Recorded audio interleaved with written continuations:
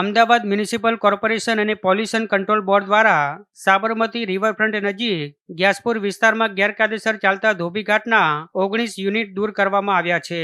મતલબ કે એએમસી દ્વારા ધોબીઘાટનું ડિમોલિશન કરવામાં આવ્યું છે.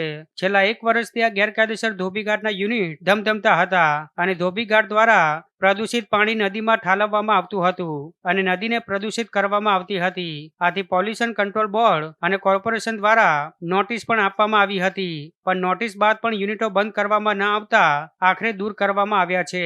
આ મામલે એકમ સંચાલકોનું કહેવું છે કે અમદાવાદ શહેરમાં ઘણી એવી ફેક્ટરીઓ છે જે પ્રદૂષિત પાણી નદીમાં ઠાલવે છે, બાયપાસ પાણી નદીમાં નાખીને નદી પ્રદૂષિત કરે છે, પણ આવા એકમો સામે કાર્યવાહી કરાતી નથી. નામ અરુણભાઈ જોજાવાળા છે. અહીં અમે તડકાની અંદર નોકરી કરીને મજૂરી કરીને અમે કમાઈને ખાઈએ છીએ, પણ મ્યુનિસિપાલિટીવાળા અમને કમાવા નહીં દેતા.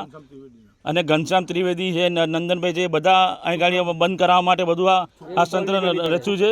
અને એમનું પાણી તમે જ્યાં જઈને જોઈ લો, નદીની નાકા પર એ પાણી ક્યાંથી તમને આવે છે, એ તમે ગંદુ પાણી આવે છે. એની લાઈન 2 લાઈન નાખેલી છે, એની મ્યુનિસિપાલિટીની લાઈનની અંદર નાખેલી છે 2 લાઈન. એ ન્યુટ્રલ થઈ જાય પાણી, એટલે એનું પાણી ન્યુટ્રલ થઈને નદીમાં આવે છે.